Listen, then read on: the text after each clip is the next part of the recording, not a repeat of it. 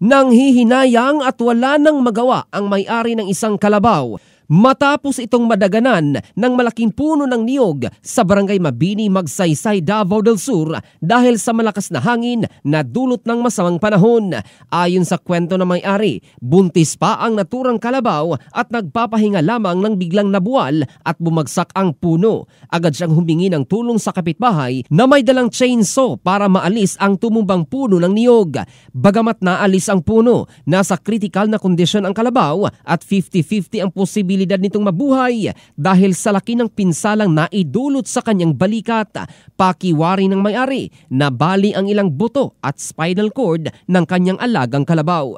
May paalala naman sa publiko ang mga kinauukulan na maging alerto at iwasan ang pagpapahinga ng mga alagang hayop o mismong tao malapit sa mga matatayog at matatandang puno, lalo na ngayong madalas ang ulan at malalakas ang hangin. In the heart of changing lives, ito si Jofel Candado ng Brigada News Philippines, the Music and News Authority.